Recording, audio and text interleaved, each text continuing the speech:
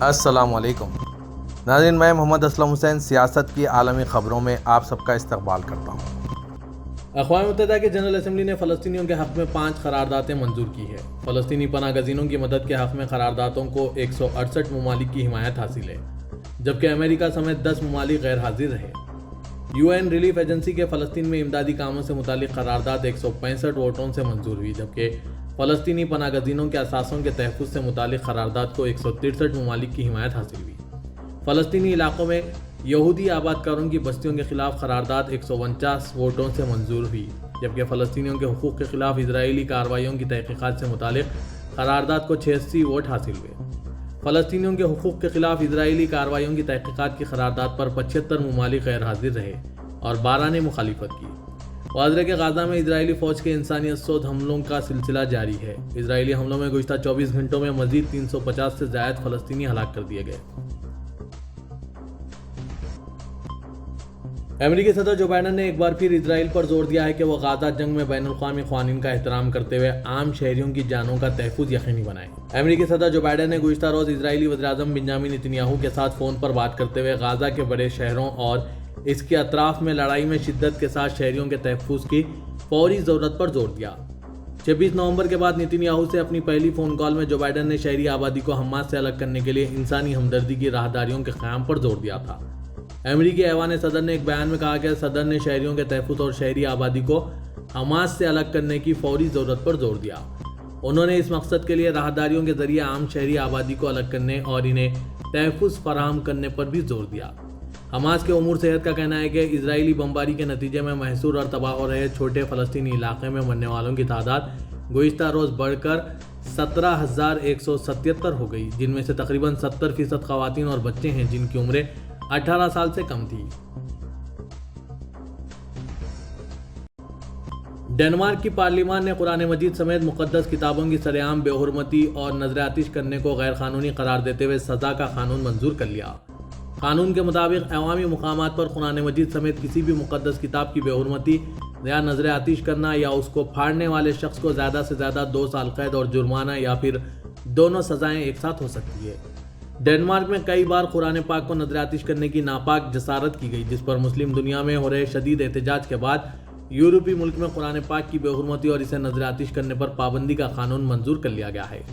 179 رکن پارلیمان میں بل کی حمایت 54 اور مخالفت میں 77 ووٹ آئے۔ بل کے مطابق کسی مذہبی برادری کے لیے اہم مذہبی اہمیت کے حامل کلام یا تحاریر کے ساتھ نامناسب برتاؤ پر پابندی ہوگی۔ عملی طور پر اس قانون کی منظوری کے بعد عوامی سطح پر کلام الہی کو نذر آتش اور اوراق کو پھاڑنے پر پابندی ہوگی۔ اس قانون کا اطلاق مقدس کتابوں کی بے حرمتی پر مبنی ان ویڈیوز پر بھی ہوگا جن کو وسیع پیمانے پر پھیلانا مقصود ہو۔ قانون کی خلاف ورزی کرنے والے شخص کو جرمانہ اور زیادہ سے زیادہ 2 سال تک کی قید کی سزا یا پھر دونوں سزا دی جا سکتی ہے۔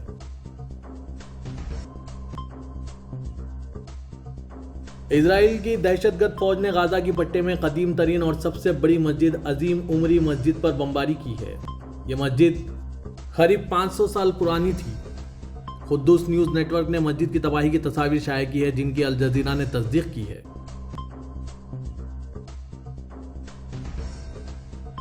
حماس کے ایک سینئر عہدیدار نے آج جمعے کے روز غزہ میں فلسطینی مردوں کے زیر جامہ تصاویر سوشل میڈیا پر گردش کرنے کے بعد اسرائیلی فورسز پر معصوم شہریوں کے خلاف گھناؤنا جرم کرنے کا الزام لگایا۔ عزت رشیق جو بیرون ملک جلا وطنی میں ہیں، انہوں نے انسانی حقوق کی بین الاقوامی تنظیموں پر زور دیا کہ وہ مداخلت کریں کہ ان مردوں کے ساتھ کیا ہو رہا ہے اور ان کی رہائی کو یقینی بنانے میں مدد کریں۔ ریڈ کراس کی بین الاقوامی کمیٹی نے کہا ہے کہ اسے تصاویر پر تشویش ہے اور تمام قیدیوں کے ساتھ بین الاقوامی انسانی قانون کے مطابق انسانیت اور وقار کے ساتھ برتاؤ کیا جانا چاہیے۔ اسرائیلی ٹی وی نے فوٹیج دکھائے جس کی ریوٹرز آزادانہ طور پر تصدیق نہیں کر سکا، جس کے بارے میں اس نے کہا کہ حماس کے جنگجو پکڑے گئے غزہ شہر کے ایک گلی میں سر جھکائے بیٹھے تھے۔ اسرائیلی حکومت کے ترجمان ایلن لیوی نے تصاویر کے بارے میں ایک سوال کے جواب میں باقاعدہ بریفنگ میں بتایا کہ ہم ان افراد کے بارے میں بات کر رہے ہیں جنہیں جبالیہ اور شجاعیہ یعنی غزہ کے شہروں میں حماس کے مضبوط گڑھ اور کشش سقفل کے مراکز میں پکڑے گئے۔ ہم فوجی عمر کے مردوں کے بارے میں بات کر رہے ہیں جو ان علاقوں میں دریافت ہوئے تھے جہاں سے عام شہریوں کو ہفتے پہلے ہی نکالا گیا۔ غازہ کی پٹی کے 36 اسپتالوں میں سے محدود خدمات کے ساتھ صرف 14 اسپتالوں میں ہی مریضوں کا علاج کیا جا رہا ہے۔ دیگر اسپتالوں کے پاس مریضوں کے علاج کے لیے وسائل نہیں ہیں۔ اقوام متحدہ کے دفتر برائے کوآرڈینیٹر برائے انسانی امور نے اپنی تازہ ترین رپورٹ میں یہ اطلاع دی۔ ورلڈ ہیلتھ آرگنائزیشن یعنی WHO نے اس سے قبل کہا تھا کہ غازہ کی پٹی میں 36 میں سے نصف یعنی 18 اسپتالوں نے 60 دنوں سے کم میں کام کرنا بند کر دیا۔ WHO کے ڈائریکٹر جنرل ٹیڈروس نے کہا کہ غازہ کی پٹی میں صحت کا زیادہ تر نظام مکمل طور پر تباہ ہو چکا ہے۔ OCHA نے اپنی رپورٹ میں کہا کہ غازہ کی پٹی میں اس وقت 36 اسپتالوں میں سے صرف 14 کام کر رہے ہیں اور ان اسپتالوں میں صرف محدود خدمات دستیاب ہیں، جن میں شمال میں 2 چھوٹے اسپتال اور جنوب میں 12 اسپتال ہی نئے مریضوں کو داخل کرنے کے قابل ہیں۔ غازہ میں زمینی راستے سے داخل ہو کر حماس کے خلاف آپریشن کرنے والے اسرائیل کی بڑی فوج کے مزید 2 فوجی مارے گئے۔ عالمی خبر رساں ادارے کے مطابق غازہ میں آج مسلسل دوسرے روز بھی اسرائیلی فوج کے 2 عہدیدار حماس سے لڑائی میں مارے گئے، جن میں سے ایک اسرائیلی آرمی کے سابق چیف اور جنگی کونسل کے رکن گاڈی آئزن کوٹ کا بیٹا تھا۔ سابق آرمی چیف جو اس وقت جنگی کونسل کے رکن بھی ہیں، انہوں نے اپنے بیٹے 25 سالہ فرسٹ سارجنٹ گالمر آئزن کوٹ کی ہلاکت کا منظر براہ راست اسکرین پر دیکھا۔ سابق آرمی چیف کے بیٹے گالمر آئزن کوٹ 162ویں ڈویژن کے فارورڈ بیس پر ایک آپریشن میں حصہ لے رہے تھے کہ زوردار دھماکہ ہو گیا، جس میں وہ زخمی ہو گئے اور کچھ ہی دیر بعد جان کی بازی ہار گئے۔ یاد رہے کہ گزشتہ روز بھی حماس کے ساتھ لڑائی میں اسرائیلی فوج کے 2 اہلکار مارے گئے تھے، جن میں سے ایک بھارتی نژاد تھا۔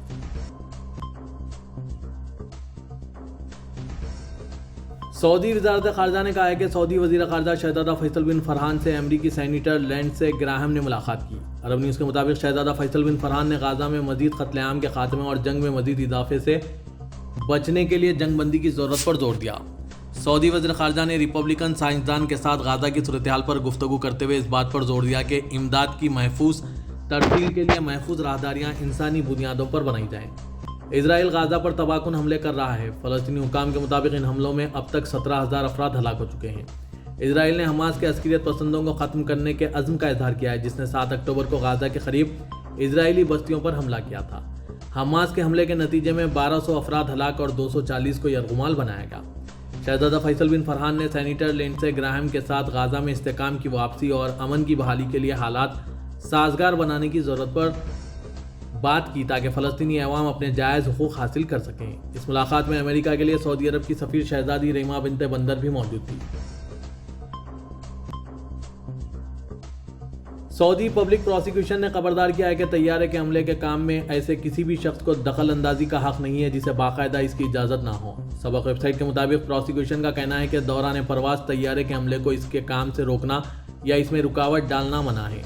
پبلک پروسیکیوشن کا کہنا ہے کہ کسی بھی شخص کو اجازت نہیں کہ وہ طیارے کی سلامتی یا اسے چلانے والے عملے یا مسافروں کی سلامتی کو اپنے کسی بھی عمل سے خطرے سے دوچار کرے۔ پبلک پروسیکیوشن کا کہنا ہے کہ جو شخص طیاروں اور شہری ہوابازی کی سلامتی و امن پر اثر انداز ہونے والا کوئی کام اور جرم کا مرتکب ہوگا، اسے ان بین الاقوامی معاہدوں کے مطابق سزا دی جائے گی۔ ایسے افراد پر سعودی عرب میں رائج قوانین لاگو کیے جائیں گے۔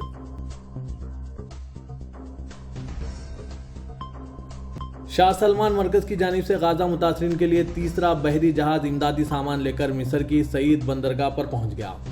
امدادی اشیاء میں کھانے پینے کے سامان کے علاوہ ادویات وغیرہ شامل ہیں۔ سعودی خبر رساں NCSPA کے مطابق تیسرے بحری جہاز میں 300 کنٹینرز کے ذریعے 1246 ٹن امدادی سامان ارسال کیا گیا۔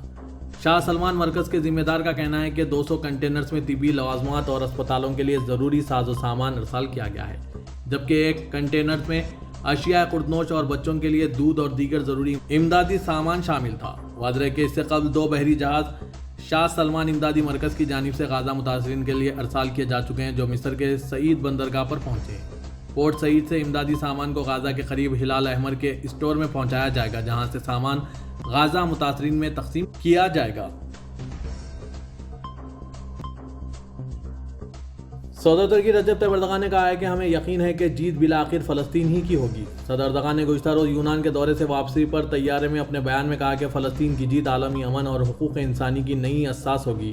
اگر عالمی نظام کی نااہلی اور ایک لاغر عالمی قانون نہیں چاہیے تو فلسطین کی حمایت کرنا ضروری ہے، ورنہ طاقتور اور ظالموں کی قانون پر دسترس دنیا کی تباہی کا سبب بن سکتی ہے۔ جو بائیڈن سے رابطے کے بارے میں صدر اردغان نے کہا کہ غزہ کے بارے میں ہمارا موقف واضح ہے، اگر انہوں نے رابطے کی کوشش کی تو ضروری موضوعات پر ان سے تبادلہ خیال کریں گے۔ اردغان نے مزید کہا کہ اقوام متحدہ کے سیکریٹری جنرل اینٹونیو گٹرس نے عالمی نظام میں خطرے کی گھنٹی بجا دی۔ عالمی امن کا تحفظ قائم شدہ ایک ادارے کا بنیادی مقصد ہے جسے بھولنا نہیں چاہیے۔ امید ہے کہ سلامتی کونسل اس حوالے سے اپنا فرض ادا کرے گا۔ حماس کو ایک سیاسی تحریک کہتے ہوئے صدر اردغان نے بتایا کہ حماس انتخابات میں ایک سیاسی جماعت کے طور پر شامل ہوئی اور فتح حاصل کی۔ ہمیں زبردستی مجبور کیا جا رہا ہے کہ اسے دہشت گرد تنظیم قرار دیں، لیکن آپ کے ماننے سے ہم اسے دہشت گرد تنظیم نہیں کہہ سکتے۔ دہشت گرد تنظیم وہ ہے جو ناحق معصوم فلسطینیوں کو نشانہ بنا رہی ہے، وہ اسرائیل ہے۔ پاکستان مسلم لیگ نواز کے قائد اور سابق وزیر اعظم پاکستان نواز شریف نے کہا ہے کہ ہم ملک کی خدمت کرنا چاہتے ہیں، لیکن ساتھ ہی دودھ کا دودھ اور پانی کا پانی بھی چاہتے ہیں کہ اس ملک کو یہاں تک کس نے پہنچایا اور ان کا احتساب بھی ہونا چاہیے۔ آج جمعے کو لاہور میں مسلم لیگ کے پارلیمانی بورڈ سے خطاب کرتے ہوئے نواز شریف نے عمران خان کا نام لینے سے گریز کرتے ہوئے خلندرہ کا لفظ استعمال کیا۔ حال ہی میں حکومت میں آیا تھا یا لایا گیا تھا، اس کو ملک یا معیشت کا سرے سے پتہ نہیں تھا۔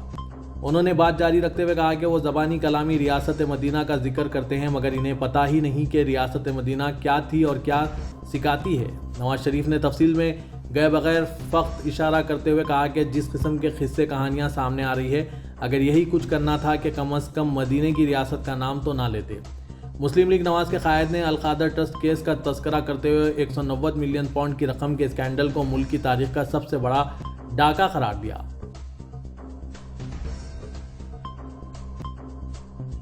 روس کے صدر پوٹن نے آج جمعے کو دوبارہ انتخاب لڑنے کے اپنے ارادے کی تصدیق کی۔ اس سے قبل اسپوٹنک کے ایک نمائندے نے اطلاع دی تھی کہ پوٹن نے مارچ 2024 میں دوبارہ انتخابات میں حصہ لینے کے اپنے منصوبے کا اعلان خصوصی فوجی آپریشن کے شرکاء کے ساتھ غیر رسمی بات چیت کے دوران کیا۔